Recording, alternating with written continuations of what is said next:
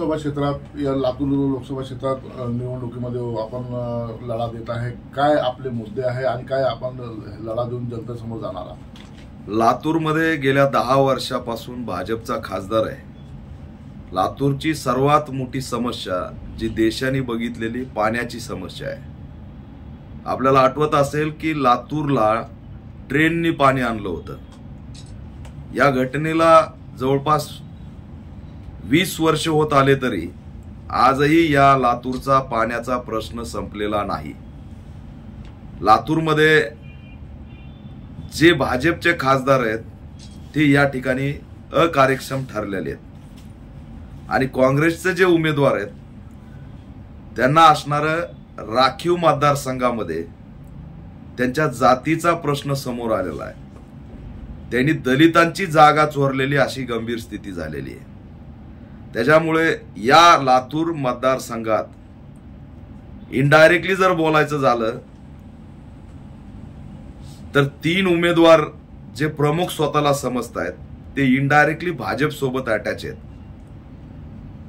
एकमेव मी जे काही अपक्ष उमेदवार म्हणून दीपक केदार माझी निशाणी बॅट आहे. या ठिकाणी लातूरच्या विकासाचा पाण्याचा प्रश्न सोडवण्यासाठी मैदानात उतरलेलो आहे.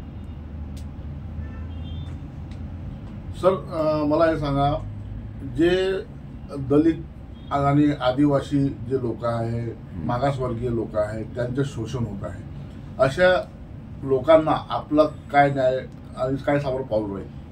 ऑल इंडिया पॅन्थर सेनेच्या माध्यमातून महाराष्ट्रातल्या जवळपास 250 हत्याकांडातील 150 घटनांना मी एकट्याने भेटी दिलेल्या आहेत. लातूरमध्ये ॲडव्होकेट अश्विनी सूर्यवंशी या दलित मुलीचं हत्याकांड झालं. या लातूरमध्ये मी मोर्चा काढला.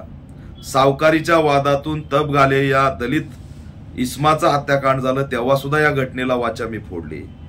अनेक दलित आदिवासी मुस्लिमांच्या घटनेला वाचा फोडण्याचं काम लातूर आणि महाराष्ट्रामध्ये मी कायम करत आलेलो आहे. या लातूरमध्ये मी मोर्चे काढले, आंदोलनं केले, परंतु या ठिकाणी भांडवलदार व्यावसायिकांना तिकीट दिलं जातं, आंदोलकांना नाकारलं जातं अशी गंभीर स्थिती आहे. लातूरच्या बाबतीत जर बोलायचं झालं तर लोकशाही ही आमची मक्तेदारी आहे. लातूरची मतपेटी ही एका घराण्याची मक्तेदारी आहे. हे धोरण जे या ठिकाणी सुरू झालंय ते मोडीत काढण्यासाठी मी उभा राहिलेलो आहे. माझी उमेदवारी ही राज्यातल्या तरुणांची उमेदवारी आहे. माझी उमेदवारी ही चळवळीच्या एक चेहऱ्याची उमेदवारी आहे. त्याच्यामुळे माझ्या उमेदवारीला नॅशनल लेवलच्या नेत्यांनी पाठिंबा दिलेला आहे. असुद्दीन ओवीसींच्या MIMनी पाठिंबा दिलाय. चंद्रशेखर आझाद यांच्या आझाद समाज पार्टीनी पाठिंबा दिलाय. तमिळनाडूचे खासदार डॉक्टर थर्मवल्लवन यांच्या VCK पॅन्थर पार्टीने मला पाठिंबा दिलाय आणि मी सुद्धा एक नॅशनल फेस म्हणून या ठिकाणी उभा राहिलेलो आहे. आज ग्रामीण भागामध्ये भाजपाच्या विरोधात मोठी खतखत आहे, कारण त्यांचे केंद्रीय अजेंडे हे फेल गेलेले आहेत. इलेक्ट्रॉल बॉन्डचा घोटाळा ते समजून सांगू शकले नाहीत. जुमलेबाजीला गॅरंटी नावाचा शब्द आणून दिशाभूल करण्याचं काम सुरू आहे. आता नरेंद्र मोदींचे भाषण हे असणारे मनोरंजन म्हणून बघितले जातात आणि सभेला आलेल्या 500 रुपये पर त्या ठिकाणी वाटण्याचं धोरण सुरू आहे.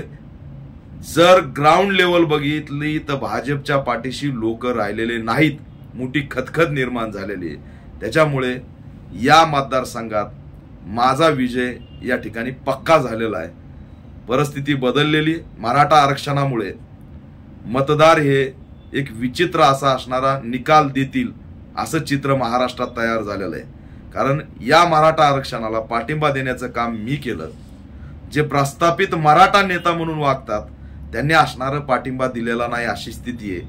त्याच्यामुळे गुपितपणे मराठा समाज सुद्धा मला मतदान करेल. दलित समाजासाठी मी लढत आलो. मुस्लिमांच्या मॉब लिंचिंग, लव जिहाद या मुद्द्यांच्या विरोधात मी लढत आलो. त्याच्यामुळे माझी चर्चा दलित, मुस्लिम, आदिवासी आणि बहुजनांमध्ये आहे आणि म्हणून मला या ठिकाणी विजयाची शक्यता दाट वाटते.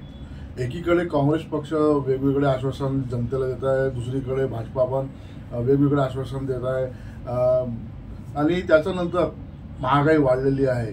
समोर जेव्हा निवडणुकी येतात तेव्हाच पेट्रोल डिझेलचे आणि गॅस सिलेंडरचे भाव कमी होतात. त्याच्यावर आपलं काय बोलणं?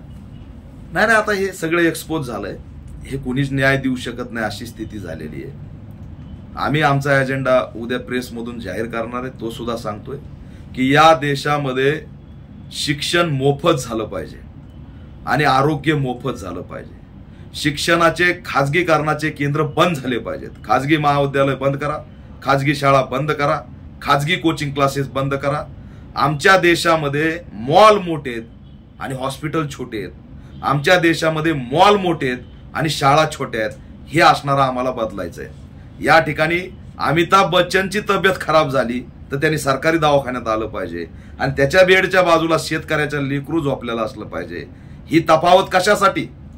अमिताभ बच्चननी लीलावतीमध्ये जायचं आणि गरिबांनी असणारं सरकारी हॉस्पिटलमध्ये जायचं. आरोग्यामधली आणि शिक्षणातली अस्पृश्यता नष्ट झाली पाहिजे.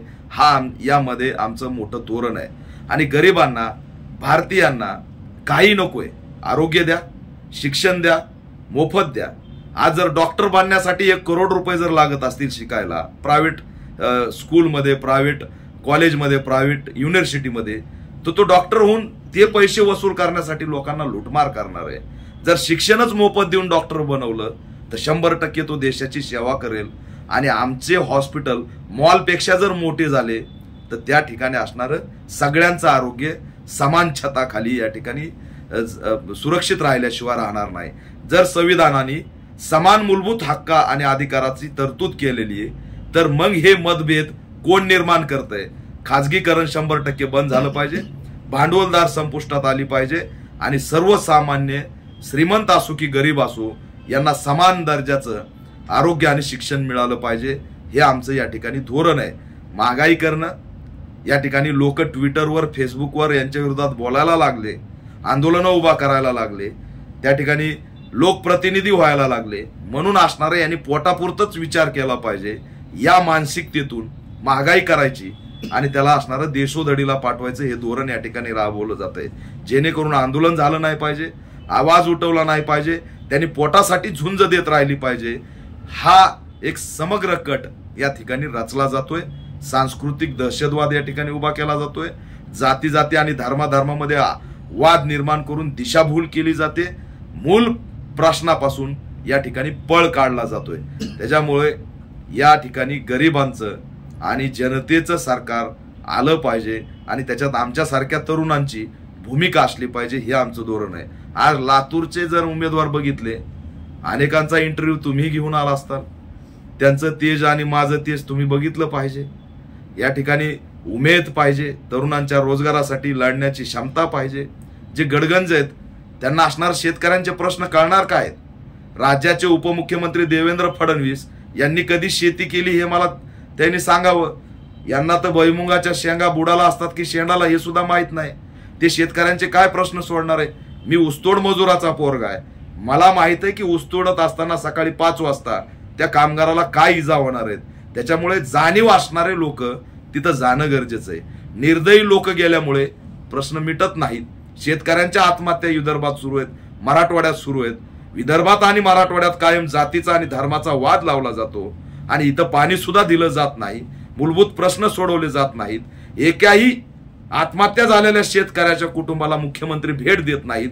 परंतु सलमान खानच्या भीतीला किती मोठी गोळी लागली हे बघायला जातात. या ठिकाणचे मंदिरं निर्माण केले जातात तर VIP शिवाय तुम्हाला कोणी दिसत नाही. गरीब तिथं दर्शनासाठी जाऊ शकत नाही. ही VIP व्यवस्था आणि सेलिब्रिटीची व्यवस्था उद्ध्वस्त झाली पाहिजे. यांचा मूळ अजेंडा या ठिकाणी संविधान उद्ध्वस्त करण्याचा आहे. त्याच्यामुळे आज दलित, आदिवासी आणि बहुजन यांचं अस्तित्व धोक्यात आलेलं आहे. आणि सर्वात मोठं, जर का पुन्हा ही व्यवस्था आली तर निवडणुका होतील की नाही अशी शक्यता निर्माण झालेली आहे. संविधान वाचेल की नाही अशी शक्यता निर्माण झालेली आहे. आणि म्हणून आम्ही या ठिकाणी मैदानात आलेलो आहे. मी का मैदानात आहे? मी तर इंडिया आघाडीच्या सोबत सुद्धा आम्ही भूमिका घेतली की संविधान वाचलं पाहिजे. ते जर संविधानाच्या बाजूने भाषण देत असतील तर त्यांच्या बाजूने आम्ही आहोत. परंतु मी का मैदानात आहे? मला हे माहिती आहे की पॅन्थर आणि आंबेडकरवादी जर एक जरी असला संसदेत तरी यांचे मोठे मोठे अजेंडे हाणून पाडता येतील. म्हणून माझी त्या ठिकाणी जाण्याची या ठिकाणी तळमळ आहे. हेच आमचं एकंदरीत निवडणुकीचं धोरण आहे. निवडणूक 7 मेला आहे. माझी निशाणी बॅट आहे. IPL सुरू आहे आणि मला बॅट मिळाली. मी तरुण आहे. त्यातली त्यात 20-20 असतं IPL मध्ये. माझं बटन सुद्धा 20 आहे, 20 नंबरचं बटन आणि बॅट नक्कीच असणारं परिवर्तन घडल्याशिवाय राहणार नाही असं चित्र आहे. मागासवर्गीय जे विद्यार्थी आहेत त्यांच्यासाठी वसतिगृह आणि त्याच्यानंतर खूप काही असे म्हणजे शिक्षणासाठी जे धोरणं आहेत त्यांच्यासाठी राबवलं जात नाही आहे. सरकारने त्यांची योजना पण काहीतरी बंद केलेल्या आहे असं वाटतंय. तर त्याच्यावर आपलं काय मत आहे? नाही, यांना शिकूच द्यायचं नाही ना. मुळात गुलामी आणायची. शिक्षण बंद का, शाळा बंद केल्यात, हजारो शाळा बंद केल्यात. RTAचं एज्युकेशन बंद केलं. गेल्या वेळेस त्या ठिकाणी 1 लाखाच्या आसपास ऍडमिशन झाले होते, आज 3000 ऍडमिशन झालेत. नियम बदलला. दुर्बल घटकांना RTAच्या माध्यमातून चांगलं शिक्षण मिळत होतं 25%, ते बंद केलं. त्याच्यात नियम टाकला की जर तुमच्या घरापासून 5 किलोमीटर सरकारी शाळा असेल तर तुम्हाला प्रायव्हेट शाळेमध्ये ऍडमिशन घेता येत नाही. अरे मग प्रायव्हेट शाळाच बंद करा, सरकारीला असणारं मॉडर्न करा ना. 5 किलोमीटर मध्ये मॅक्झिमम लोकांच्या जवळ सरकारी शाळा आहेत, त्याला तिथं जावं लागतं. याचा अर्थ या ठिकाणी भांडवलदारांच्या घशामध्ये या ठिकाणी लुटमारीच करून शिक्षण विकायचं धोरण सुरू झालेलं आहे. मागासवर्गीयांना हळहळ केलेलं आहे. फेलोशिप नाकारली गेली, प्रदेशातली शिष्यवृत्ती नाकारली गेलेली, शिष्यवृत्ती मिळायला तयार नाही. त्या ठिकाणी स्वधार योजना मिळायला तयार नाही. एवढंच नाही, स्वधार योजना आणली कुणी? देवेंद्र फडणवीसच्या काळामध्ये राजकुमार बडोले यांनी. त्याची मागणी कुणी केली होती? या ठिकाणी वसतिगृह जर जुनं झालं असेल, विद्यार्थ्यांची संख्या वाढली असेल तर वसतिगृह निर्मितीचा अजेंडा असला पाहिजे. परंतु वसतिगृह जर निर्माण केले तर वसतिगृहांमध्ये दलितांचे लेकरं एकत्र येतील, ते असणारे कार्यकर्ते बनतील, ते या ठिकाणी अजेंडा राबवतील आणि त्यातून नेतृत्व उभा राहील. म्हणून वसतिगृहाची थीमच बंद पाडली आणि 50,000चा लॉलीपॉप देऊन स्वधार योजना तुम्हाला देतो, घरी बसून शिका म्हणून आमचे ऍडमिशन पण कमी केले, आमचं कार्यकर्ता होणं उद्ध्वस्त केलं आणि वसतिगृह नावाची प्रक्रिया मोडीत काढली. मागासवर्गीयांचं शिक्षण उद्ध्वस्त केलंय, त्यांची शिष्यवृत्ती बंद केली. याचा असणारा वचपा या निवडणुकीत काढल्याशिवाय आम्ही या ठिकाणी शांत बसणार नाहीत. अनेकांना माहिती नाही की सामाजिक न्याय विभागाला स्वतंत्र मंत्रीच नाही, त्या ठिकाणी एकनाथ शिंदे यांच्याकडेच तो कारभार आहे आणि त्याच्यामुळे सामाजिक न्याय हा असणारा आम्हाला मिळत नाही. खऱ्या अर्थाने जरी स्वातंत्र्याला 75 वर्ष झालं असेल तरी आजही आम्हाला दलित म्हणून हिणवलं जातंय. या ठिकाणी घोड्याहून मिरवणूक काढली तर रोखली जाते. सगळ्यात जास्त जवळपास या भीम जयंतीला शेकडो घटना घडल्या दगडफेकीच्या. आजही डॉक्टर बाबासाहेब आंबेडकरांची जयंती काढली तर दगडफेक होती. तुमच्या अमरावतीमध्ये त्या ठिकाणी जयंतीवरती दगडफेक झाली, घोषणाबाजी करण्यात आली, पुतळे फोडण्यात आले. रामनवमीच्या रॅलीमध्ये घोषणा देत त्या ठिकाणी विटंबना करण्यात आली. आजही या देशात स्वातंत्र्य मिळालं असलं तरी दलिताला माणूस म्हणून जगण्याचं जीवन मिळत नाही आणि याच्यावरती कुणी बोलायला तयार नाही. हे जनावरांचं जीवन संपवा म्हणून बाबासाहेबांनी सामाजिक न्यायाचं धोरण आणलं, संविधानाच्या माध्यमातून अधिकार दिले. परंतु आजही आम्हाला या ठिकाणी खितपत पडलो अशी स्थिती आहे आणि त्याच विरोधात आम्ही असणारं बंड करून उठतोय. पॅंथर हे संघटन जरी निवडणुकीचा हा कमी काळाचा एजेंडा असला तरी कायम 5 वर्ष मैदानात असणारं संघटन आहे आणि सामाजिक न्यायाचं स्वातंत्र्य मिळवण्यासाठी धडपडणारं संघटन आहे. त्यासाठीचा आमचा हा लढा आहे.